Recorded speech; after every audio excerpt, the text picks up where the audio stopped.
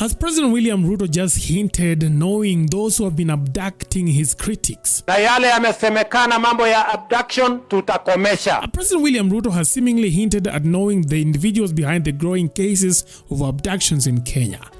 While the Police Inspector General continues to deny any knowledge of the culprits, the president has broken his silence, attributing the abductions to poor parenting and misconduct on social media. Nataka niulize wazazi, kila mzazi tafadhali, hawa watoto ni baraka kwetu, tumepatiwa na Mwenyezi Mungu. Kila mzazi achunge watoto wake, tuweke kushughulikia watoto wetu. Sisi kama serikali tutafanya sehemu yetu. According to President Ruto, the abduction stems from young Kenyans misbehaving online by insulting him and his administration. He suggested that if parents take responsibility and warn their children against such behavior, the abduction would cease. Tuweke kushughulikia watoto wetu.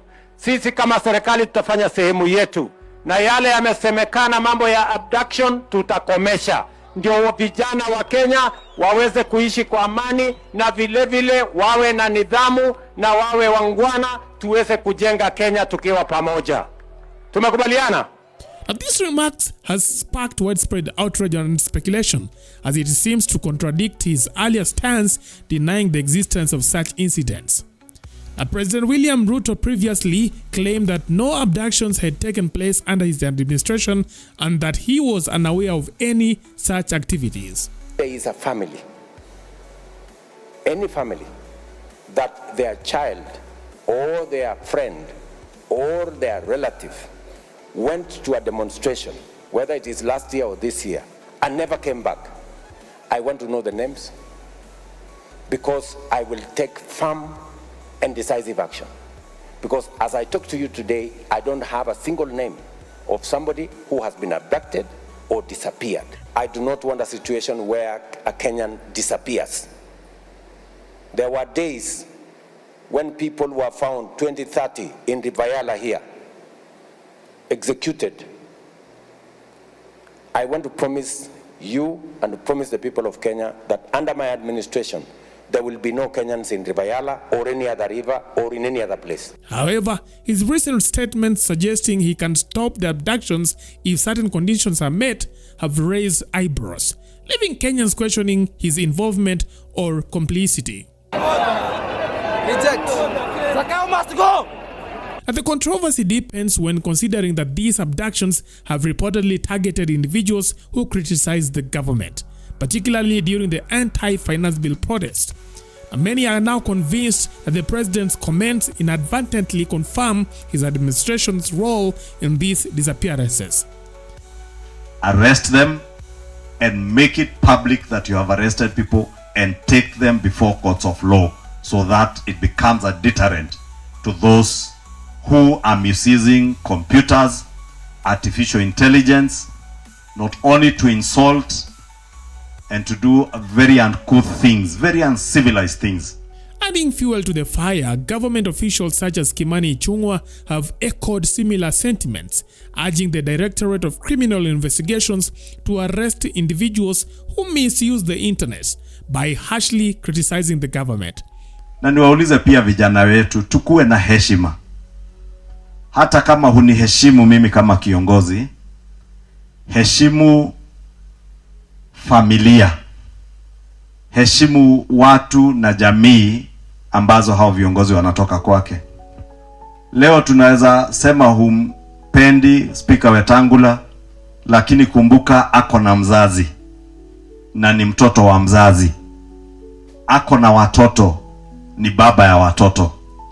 And the same respect we expect as Kenyans. Let us extend the same level of respect to each other, to our leaders, both in the political arena, in church, because I've seen the same insults being leveled against even our church leaders. But to DCI, you must make use of the laws that we created and we enacted in Parliament back in 2018, specifically the Computer Misuse and Cybercrimes Act of 2018. I know it had challenges in court in 2019, but the same court reaffirmed that law, and all the provisions of that law if the DCI are not aware and if the police are not aware, are fully in force. All they need to do is to implement that law to end these shenanigans of people insulting each other left and center with impunity and imagining nothing can happen to you.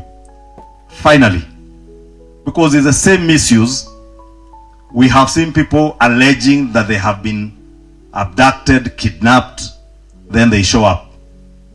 All out of political expediency.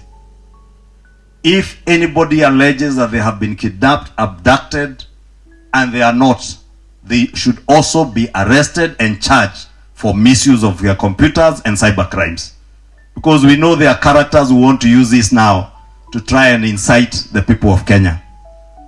In the same breath, if anybody is abducted, kidnapped, hijacked, or whatever, those are crimes against our laws, or in the eyes of our laws.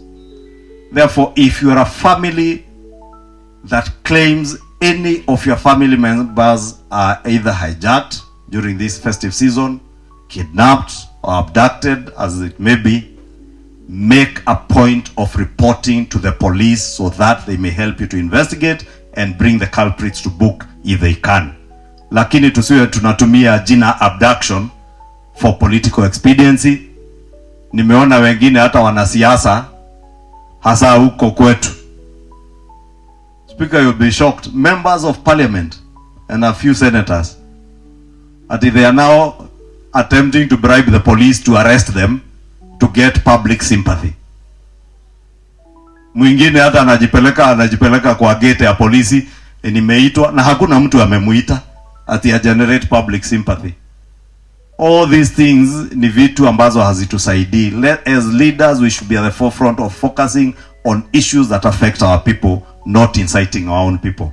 This alignment of rhetoric has bolstered the perception that the abductions are part of a broader orchestrated crackdown on critics.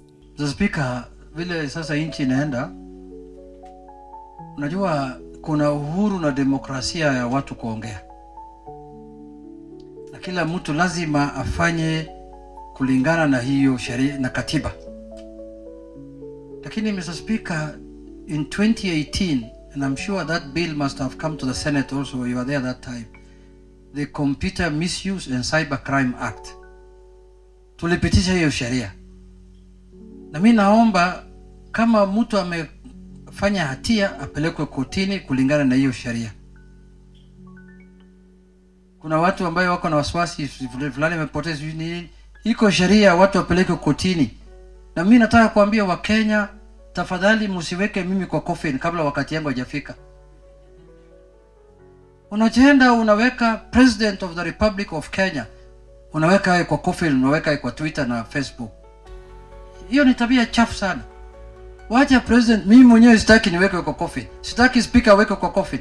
Mungu ndio anajua siku ile mtu anaweka kwa coffin. Wewe huwezi kujua. Na watu wanapiga kifua wanasema hiyo ni haki yangu ya kusema. Si haki, huna haki ya kuweka mimi kwa sanduku. Hiyo haki iko kwa Mungu peke yake. It's not by mimi siwezi weka mwingine kwa sanduku. So wale watu ambao wanasema potea kama wako wapelekwe kotini kulingana na hii sheria tulipitisha bunge ya Computer Misuse and Cybercrimes Act. Pelekwe kotini. Lakini hii tabia ambayo Wakenya wameanza siku hizi ya kudhulumu watu kupitia mtandao. Ati fulani ya sasa amekufa, amevalishwa tai na suit, iko sanduku ndani yake. Bana, hiyo ni jambo la kuhuzunisha sana. Ambayo inafaa tutoe mfano mzuri kwa vijana wetu na watoto wetu. Unaruhusu mtoto yako anaweka mtu kwa sanduku, atoe kichukuliwa, unalia, unapiga kelele. Mbona ulizuia kuua mtu mwingine? Mtu ambaye amewekwa kwa sanduku ni kama mtu amekufa.